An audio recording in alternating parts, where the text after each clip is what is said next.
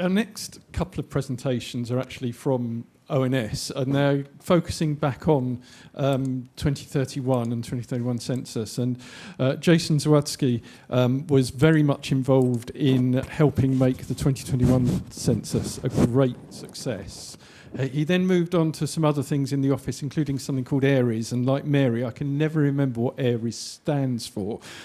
I did worry when I saw adverts for jobs in ARES that we were, looking at star signs in our statistics, but that's not the case. But Jason has come back to Census, as I think everybody does, because it's such a wonderful thing to do. But Jason's heading up the work that we're doing in preparation, hoping that government say, yes, we'll have a census, and as I say, has got some really interesting things I think to share about where our early thinking is on the planning. Census is such a massive undertaking, but Jason's shouldered it broad. Thank you, Stephen, and thank you for having the opportunity to come and talk about census. I think for people here this morning, I've already outed myself as not a statistician or a methodologist. I do that out of self-protection. But I've obviously have some very good statisticians with us today. What I'm going to cover off is around kind of a handful of things, kind of building on Mary's bit around the census is part of a broader system, and it's important that we all remember that. And I think it's one of the things about making Census 2031, an improvement on census. So it's not just this snapshot and we move through it, so some of that will come out. But I really want to talk about the task force that's been set up in response to the recommendation. Kind of what's it about, what's it doing. I want to talk to some of our early thinking around why we thought 2021 was really good and what we'd like to take from that, but also why it's kind of quite severely limited in many ways and the things we want to improve and take advantage of those things.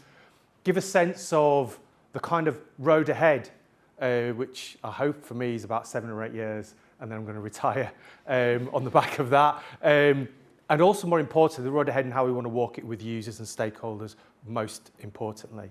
And I suppose the last thing that I wouldn't like anybody to think the fact I'm wearing a tweed jacket in 30 degrees reflects on my judgment on the task ahead going forwards. So, it's brilliant, the opportunity to follow over as well. As somebody, what I do bring is kind of large, complex system national operations stuff, which is kind of my background for sort of nearly 30 years now. But one of the things that Census brought to light for me is it doesn't matter unless it's with the users, and just how important, and we heard at the Stats Assembly as well, just how important this data set is, amongst many others, but it's a crucial bit as well. The breadth of uses that it gets used for, the critical uses in itself, it's unmatched in its scale, still to date. How much, and I think Nicola mentioned some of this earlier, just how much of billions of government spending. And actually, when you look at the 2011 research into usage and the benefits that came from it, and how much the commercial sector leveraged the benefits of using a census as well. And also, as we kind of found out and concluded, that the alternatives to meet the user needs isn't kind of fully mature at this moment in time. There's lots of traditional uses, many of you will be part of that as well, but there's also some kind of growing emergent uses for the census that's become more critical. So things like risk and resilience planning, that's an ongoing thing, but we saw a lot of it in terms of how it supported test and trace and kind of the vaccine rollout in terms of the data that was used from 2011. Enabling more advanced data linkage as well, which is an ongoing, people using admin data as well. But then also actually just how much is starting to feed AI models and people using digital twins for all sorts of different things as well. Again, there comes like standard users of local government, central government as well, in terms of the core users. But I also, when you look at the user base that sits underneath the charities and the smaller groups, it's just realizing how many people and how intertwined census data is in helping a lot of people do their stuff. And again, something that I echo from Ollie as well on that. The cost-benefit ratio for 2021 was roughly for every £1 spent on the census, you've got a £5 return on the back of that. We're relooking the methodology for assessing that for 2031 as we go forward. With the recommendation that's come out, as you know, and this task force has been mobilised in response to laying the foundations for a Census 2031, and I'm kind of the director for that. And the core goal for it is to kind of set the census up for success over its longer term, and not just set it up for its success in 2031, but also what comes after it as well. Very strongly aligned with the values of OSR and how they look. But broadly, we've got three things that we need to do as a task force, not limited to this task force period that we're in, which will run to about January, but also will run through the next couple of years. So one is to make sure we back the right ideas in terms of what this census will look like, what user needs it will meet, how it might leverage things like administrative data, how it might take advantage of things like AI, different ways of dissemination and how we go about those things as we go through that as well. But how do we overcome some of the things that have changed since 2021 as well? In my backyard, standing up a large, complex national operation, which probably for me is the UK's largest pop-up event for 90 days and engaging it, and it's hellishly complex when you do that. Being able to deliver that and get that on track in terms of its broad delivery to hit the 2031 round is something that's equally important from the logistical challenges as well. And then also building up kind of stakeholder confidence as we go through that, recognising the context that ONS is in at the moment. That's always challenging for a census and anything we do, even more challenging as we go to take on this as well. And very much why I phrase it as earning belief and backing and not assuming it's there just because the users want it. This will be a census of as Penny said this morning, will be a census of the whole population. We will bring in absolutely the strengths of admin data research. We do have ambitions to use the funding and the work that goes with the census, not just to get to census outputs, to look very much at the inter-census outputs between now and when we get there. And there's lots of values to use that we can use in all sorts of varieties, as well as what does that look like beyond. So we're not just aiming at delivering value at the end, but there's so many more opportunities in the work that particularly Mary's area has been leading that we'll look to kind of continue to build on work with that. And as we mentioned before, we would look to, and are exploring this being a UK-wide collection, but also bringing some of that harmonisation more broadly together. So we're already working hand in glove with NRS and NISRA and obviously Welsh Government and Scots Government as well. So just talking about kind of 2021, I'm very, very proud of 2021. So I was a Deputy Director for the Census Collection period, that right from 2017 out to the back end of early 2022. There was lots of great things about 20. In many ways, it's still a very modern digital design that's being put out there. I think a lot of our colleagues in social surveys are still quite jealous of a lot of the things that we had in place at that time. So all of it was cloud architecture.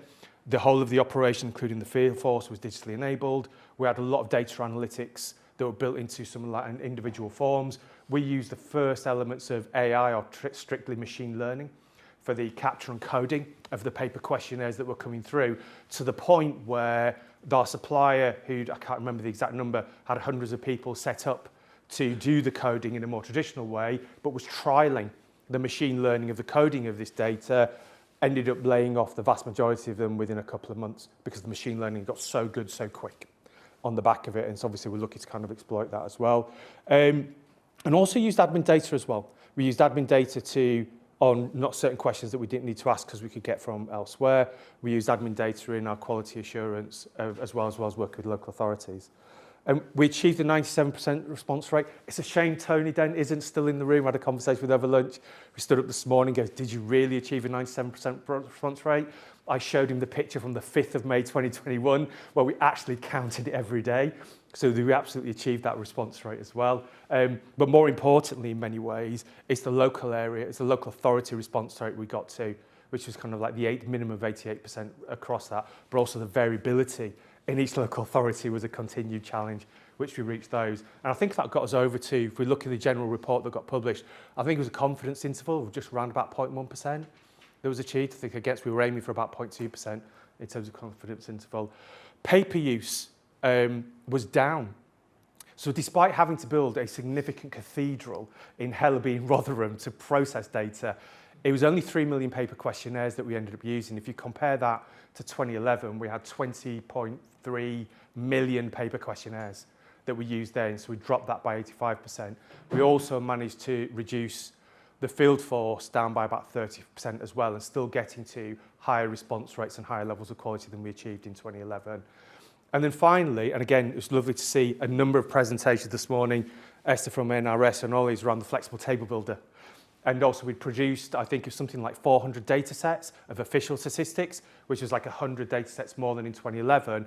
But what was more interesting and more rewarding to see was the billions of statistics that people were creating through users, through this flexible table builder, to meet their own need in that way. And I think, again, the feedback was heard by ONS, and we were glad to be able to kind of meet that need as well. Sounds great, why aren't we just copying it because things have moved on? Not only that, societal change and people's willingness to take part. You guys were very familiar with the deep downward trending for a long, long time in terms of responses to social surveys.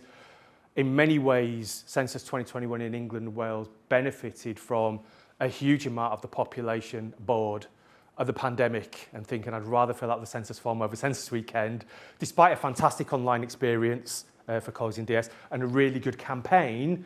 When you compare that to a similar period for Scotland, who didn't benefit from the people captured by the pandemic, didn't really benefit in the same way from being on the BBC and EastEnders and all those things at the same time, you see the difference.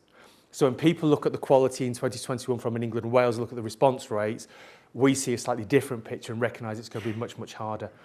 The population has certainly got more fluid, complex, much more complex living arrangements, much more diverse sets of needs that we want to get to. Communal establishments are hard before, they'll be harder again as well in terms of when we get to those. The field model and recruitment, as awesome it is a complete pain in the backside if you have to stand it up. And the same with paper, whilst it helps us reach parts of the population that are often excluded, which is one of the most valuable things from the census, isn't the 89% that we get to who will respond online, many of us are in the room. It's the 11-12% that are completely missed or very underrepresented in other areas where the real value of the census is, because there's no other way of getting it. Paper questionnaire is a big part of it. The 50% I put next to those things are 50% for three reasons. It's 50% of the effort, it's 50% of the risk, and exactly 50% of the cost just in those things. So when people talk to value for money, that's the kind of areas we'd look to reduce. But when people talk about inclusivity, those are the things that we lean on. So it's one of the challenges, how do we continue with value for money whilst making sure we're inclusive? How do we recognise how the society has moved on, where areas have become more digitally engaged and more included, other areas actually have become less digitally engaged, and how do we work through that? And that's part of what we'll work through in the task force. And digital by default, as awesome as it sounds, also brings with its own threats and concerns. And some of the top of mind is digital exclusion, which I've mentioned, artificial intelligence in particular, quantum computing coming into place are genuine concerns. When you talk to the National Centre for Cybersecurity, also the NCSC, they have a quantum computing roadmap for all government systems, their prime one by 2030, to be post-quantum cryptography. Why is that important to users? Because the risk of quantum cryptography is the ability to bust statistical disclosure control, and therefore the access is and everything else that relates to that. So it's one of the things that's top of mind is the more we become digital, the more we be exposed to become digital threats. So it's awesome in one ways and not so much in others. It's very, very, very high level is the kind of the journey that we're on. I ran 2017 from a collection, 2021 from a collection perspective from 2027. So 2017, I joined around about here. So well, actually, where was it? Yeah, about here. So at this point, and I know this journey, and it'll be different. There'll be all sorts of weird and wonderful things that I can't possibly imagine that we'll have to come to terms with, and how society might change, and some of the geopolitical things that are going on that could affect that. But I already feel the pressure of here, of where that is. We do go on a journey. We're over here at the moment. We go through a design selection period. This is where we look at the design, broad range of design options about how we might, what is the user need, how might we best meet that. And we're working obviously closely with stakeholders and some of the users, some of the academics, as we did yesterday, on starting to look at some of the broader sets of innovations that we could do and where the broader set of ideas are to help shape up what are the best sets of options for delivering this next census, and not just the collection, about how we might process it, how we might align across the UK, and how dissemination might work. We then go through a very long period of design validation, and typically that's typified by running kind of a scale test in 2027. That's, I think in 2021, so the 2017 test was 220,000 households across 7 local authorities doing a variety of statistical tests, social research and operational testing. And then we move into kind of quite a long period of delivery. So there's a long road ahead of us that goes, but the time runs really fast, goes really fast on that. I suppose like the last bit that I want to come to, and again, the most important bit from my perspective, is around the stakeholder engagement. ONS has received quite a lot of criticism, maybe not for listening as much as they should, and maybe being a bit too introspective, something that and the Devo review talks to that, and a number of other reviews talk about how we work into that. We're certainly keen, as the rest of the office are, to be much more transparent and much more engaged with people, involving people in what we're doing. We've started some of that already. But getting the value engagement all the way through this long process is going to be critical and core to what we're doing. There is a wide range of stakeholders and interests when it comes to this, which also makes balancing that quite difficult as well. And we'll also build on a lot of the engagement process at a national, local level with various communities and with government that we've used before. And we've started some of that now. As I said, we ran the first of our kind of mini little innovation events looking at the broad use of administrative data. I see a couple of faces that were in there from yesterday, and Nicola and Oliver as well, kind of helping us kick around some early ideas. That's an ongoing conversation. We've got other innovation events we're running next Monday, where we're looking at how we can move to a more digital census, remove out the paper, and other aspects that we can move around to as well. And there's a whole bit that we're building up to look at through all aspects of the census. And obviously we have the topic consultation that will come up in autumn. I'm really mindful after Esther's presentation, I'm going to have to word with Jay Lindrop, who's running the topic consultation, to get her marketing boots on. I'm afraid Esther's marketing of Scotland's topic consultation is just going to drown it out completely. He's very, very good at that, but we're going to have to up our game, which is always great, and then work through that. And that'll be coming up in October, hopefully. So that we go through.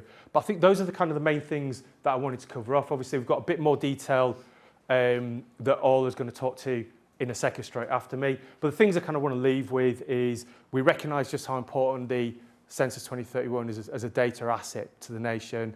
We recognise we need to move with the times. It will be a whole population data collection. We will leverage admin data. The task force has been set up. We will take a very disciplined approach to innovation across all aspects of what we do, and we will involve users, academics, stakeholders, industry, all the way through this process to bring that together. The importance of engagement with users is vital, and that's something that I think the ONS has always been strong with, certainly as it comes to a census, and we'll look to build on that and take it up further again. We have a topic consultation coming out. We'll be looking forward already to a 2027 test. We'll start to validate some of these ideas going forwards. And, as it hasn't been said enough already, the decision for the census still rests with government, and they have not yet responded. We think it's going to be after the recess, we hope. But thank you.